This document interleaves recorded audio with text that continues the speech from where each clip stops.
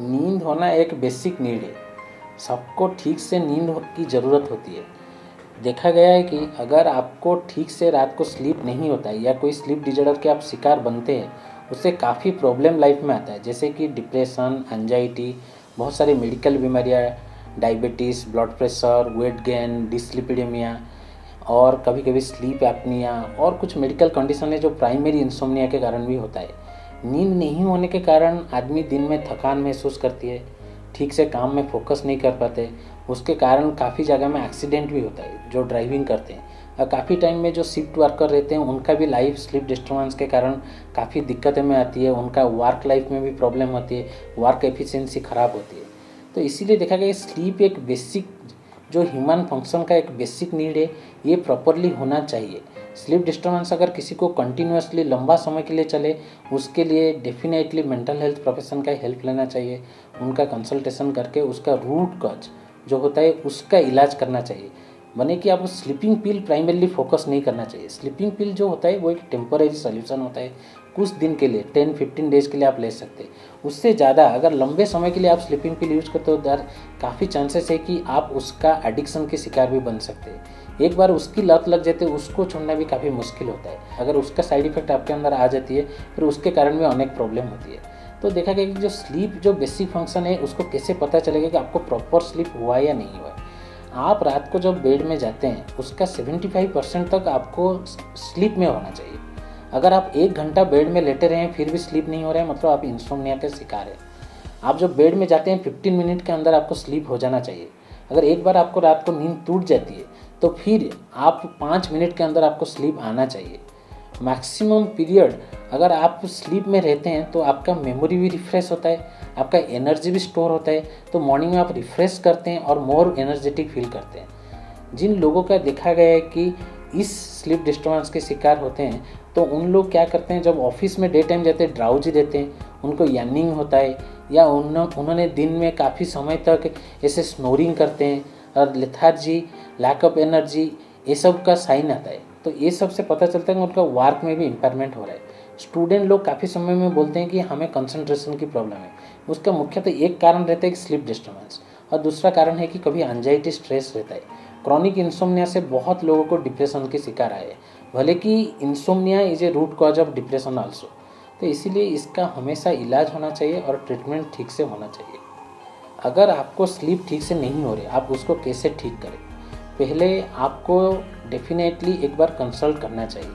अगर आपको 1 दिन 2 दिन स्लीप नहीं हुआ, आप OTC प्रोडक्ट जो ओवर द काउंटर मिलती है, आप मेलाटोनिन गोली की इस्तेमाल कर सकते हैं, एंटीहिस्टामिन की इस्तेमाल करते हैं। काफ़ी लोग कॉमन कोल्ड की मेडिसिन सेट्रिजिन खा लेते हैं, तो खाने के बाद उनको थोड़ा स्लीप हो जाती है, ठीक है, कोई बात नहीं।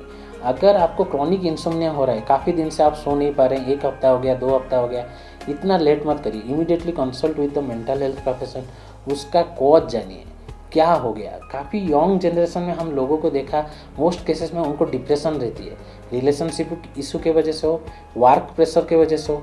आजकल वर्क फ्रॉम होम हो गया कोविड के वजह से, लेकिन वर्क जो अभी होम में हो रहा है काफ़ी ज़्यादा समय हो रहा है, उसके वजह से काफ़ी 1 o'clock 2 o'clock erratic pattern sleep हो रहा है। और काफ़ी लोगों ने लॉकडाउन के वजह से घर में रह गए, तो घर में रहने के बाद उनको पता नहीं चलता है कैसे अपना टाइम को मैनेज करें।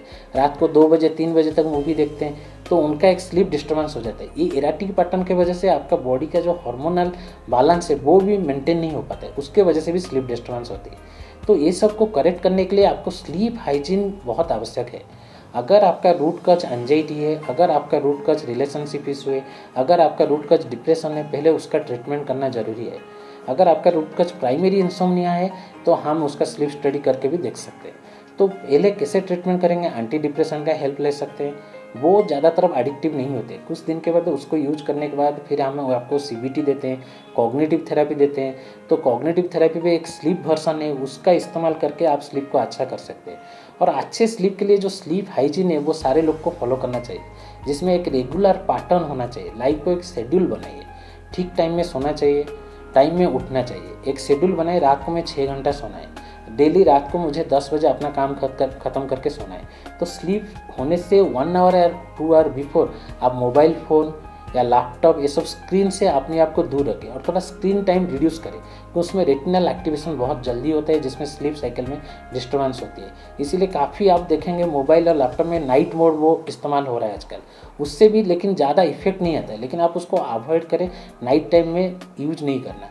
और जो काफ़ी रहता है कॉफ़ी टी, लोग अपने आप को जागृत करने के लिए नाइट ड्यूटी के लिए यूज करते हैं। कुछ लोगों को अभ्यास हो गया कॉफ़ी टी नाइट को लेना, नाइट से रेगुलर स्टिमुलेंट इस्तेमाल करने के कारण आपका स्लीप डिस्टर्बेंस होता है, तो नाइट में उसको रिड्यूस कर दीजिए। एक हेल्दी डाइट लीजिए, ना ओवर फीडिंग करना है ना लो लेना है, जितना चाहिए एक हेल्दी डाइट लीजिए। अपना बेडरूम में कोई डिस्टर्बेंस के लिए टीवी, रेडियो ये सब को मत रखिए। अगर कुछ लोगों का घड़ी के साउंड से डिस्टर्बेंस है, वो घड़ी को भी निकाल सकते हैं। जब आप सोने के लिए जाते हैं, जब आपको ड्राउजी फील होता है, तब जाइए आपका टाइम के हिसाब से। अगर आपको स्लीप नहीं आ रहा है, आधा घंटा 1 घंटा हो गया, तो आप बेड में टाइम मत वेस्ट करें, उठ के आ जाइए, काउच में बैठिए, कुछ पढ़ सकते हैं, कुछ लिख सकते हैं, कुछ कर सकते हैं। फिर जब आपको स्लीपिंग का इफेक्ट आए, जैसे फील हो कि नींद आ रहा है, तभी जाइए, तो उस वक्त जाके स्लीप के लिए ट्राई करिए। रेगुलर एक्सरसाइज करिए। जिन लोग इवनिंग के एक्सरसाइज के कारण लगता है उनका स्लीप डिस्टर्बेंस है, मॉर्निंग में एक्सरसाइज कर सकते हैं। और एक्सरसाइज के बाद अच्छे से बॉडी को क्लीन कर लेना चाहिए वाटर में, ताकि कोई इरिटेशन नहीं फील हो, बॉडी स्मूथ फील हो। अगर रूम जो है उसको थोड़ा मेंटेन होना चाहिए, बेड सॉफ्ट होना चाहिए, एम्बियंस जो होता है थोड़ा प्रॉपर होना चाहिए, ओवर लाइट नहीं होना चाहिए, या वेरियस टाइप का कोई साउंड का इफेक्ट नहीं होना चाहिए। तो स्लीप प्रॉपर होने से आपका डे अच्छा रहेगा, आपका मेमोरी अच्छा होगा, आपका कंसंट्रेशन अच्छा होगा, हेल्थ अच्छा होगा। वेट गेन से आप बच सकते हैं, क्योंकि काफ़ी समय में देखा गया जब आप स्लीप में रहते हैं, आपका एक न्यूरोट्रांसमीटर होता है लेप्टिन, वो स्लीप में सीक्रेट होता है, तो वो न्यूरोट्रांसमीटर के कारण आपका जो एपेटाइट है सप्रेस होकर रहता है। अगर आपका स्लीप डिस्टर्बेंस होता है, नाइट में आप ठीक से नहीं सोते हैं, तो घेरलिन नाम का न्यूरोट्रांसमीटर सीक्रेट होता है, तो वो क्या करता है, ज़्यादा एपेटाइट को इंक्रीज करके मोटापा, ओबेसिटी, उससे डायबिटीज़ को लीड करती है। तो इसलिए प्रॉपर स्लीप बहुत ही एसेंशियल है। और स्लीप में क्या होता है, मेमोरी कंडेंस होता है, हिप्पोकैम्पस से नियोकॉर्टेक्स को ट्रांसफर होता है, तो इसीलिए अच्छे स्लीप होने से अच्छा मेमोरी कंडेंसेशन या मेमोरी रिस्टोर होता है। अगर स्लीप जिनको प्रॉब्लम होता है स्टूडेंट में, memory disturbance, concentration impairment is very common. इसलिए स्लीप एक बेसिक फंक्शन है, उसका ख्याल रखा जाए, और अच्छा स्लीप नहीं होने से इमीडिएटली अर्जेंटली कंसल्ट किया जाए, और स्लीप हाइजीन को हमेशा फॉलो किया जाए।